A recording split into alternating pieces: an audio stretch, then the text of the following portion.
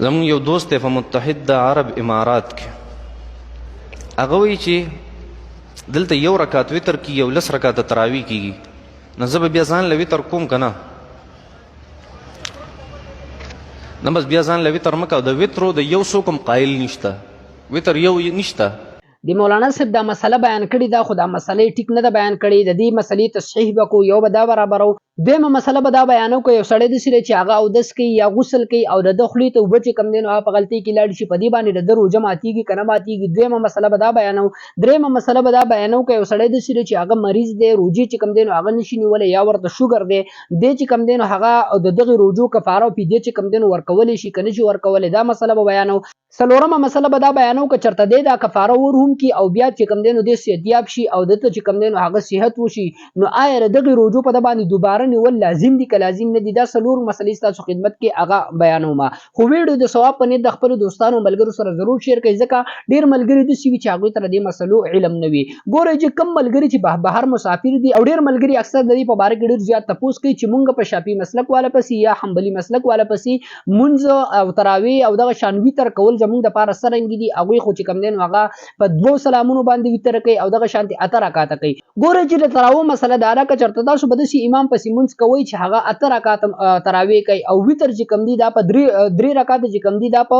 2 سلامونو باندې ګرځي، نو ګورئ چې ستاسو دپاره مسله دا ده چې تاسو د هغوی سره 8 رکعاته تراویح وکړئ، بیا وګورئ که چېرته دوی دا وتر په 2 سلامونو باندې ګرځي، یعنې 2 رکعاته جدا وکړي سلام وګرځي، بیا په نوي تکبیر تحریمه سره 1 رکعت جدا وکړي، په 2 سلامونو سره وتر کوي، نو د حنفي مسلک والا اقتدا په دغې کسانو پسې په دغه امام پسې ټیک نه ده. حنفي مسلک والا مذهب دا دی چې هغوی وایي چې وتر چې کوم دی دا په 1 سلام باندې ګرځول ضروري دي. دا مولانا صاحب وایي چې ستا وتر چې کوم دی نو هغه ټیک دی، ځکه چې تا چې کوم دی نو هغه سره مونځ کړی دی او وتر چې کوم دی نو دا 1 رکعت دی او تا چې کوم دی. ګورئ چې صحیح مسله دا ده چې کله ته به داسې امام پسې وتر کوې نو د هغوی دپاره به دا ضروري وي چې هغه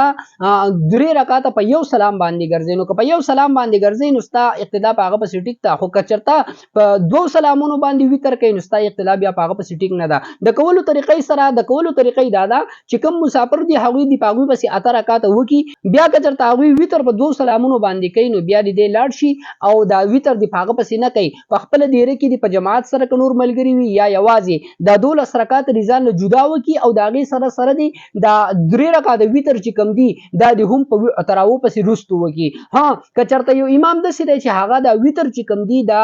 3 رکعتونه په 1 سلام باندې ګرځي، 3 رکعتونه په 1 سلام باندې ګرځي، نو په هغه پسې وتر وکړه. ها خیر دی،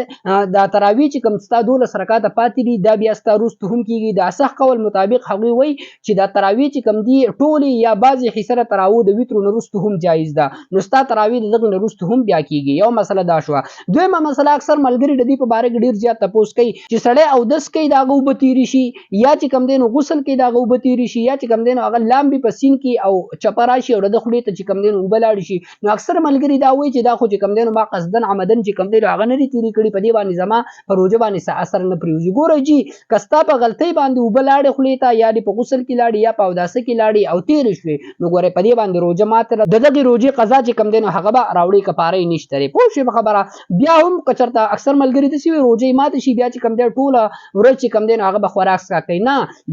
د روژهدارو په شانتې به بلکل په تا باندې خوراک څښاک به نه وي، د خوراک څښاک بیا د هغوی په شانتې نه شي کولی، د هغوی د مشابهت د وجې نه په تا باندې لازم دی چې ته به بیا خوراک څښاک نه کوې. دویمه مسله دا شوه. درېیمه مسله دا شوه که یو سړی داسې دی چې هغه ته شوګر دی، یا یو سړی داسې دی چې هغه بیمار دی، سخت بیمار دی، شیخي پاني دی، هغه روژې نه شي ټینګولی، یا ورته ډاکټر ویلی چې ته به روژې نه نیسي، یا د ده له مرض د زیاتېدو خطره وي، نو په دې صورت کې هغه لپاره فدیه ورکول د روژو ټیک دي، جایز دي. ها اوس که چېرته یو سړی داسې دی چې هغه دپاره فدیه ورنه کړله او هغه چې کوم دی د دغې مرض نه صحتیاب نه شو او د هغې نه وروسته چې کوم دی هغه ته موقع میلاو نه شو، هغه وفات شو، نو د دغې روژو فدیه هم په دې ورثو باندې بیا لازم نه ده، که د دې فدیه ورنه کړي نو هم هغه لازم نه ده په دو باندې، او که چېرته ورکړه نو ښه خبره ده. اوس بله مسله دا ده زما عزتمندو، اکثر ملګري په دې کې ډېر زیات کمی کوي، هغه مسله دا ده زما عزتمندو چې اکثر ملګري چې کوم دی نو د بیمارۍ د وجې نه روژې هغه ونه نیسي او د هغې فدیه او کفاره چې کوم دی نو هغه ورکړي، او بیا چې کوم دی نو کله هغه صحتیاب شي نو بیا چې کوم دی روژې نه نیسي. ګورئ جي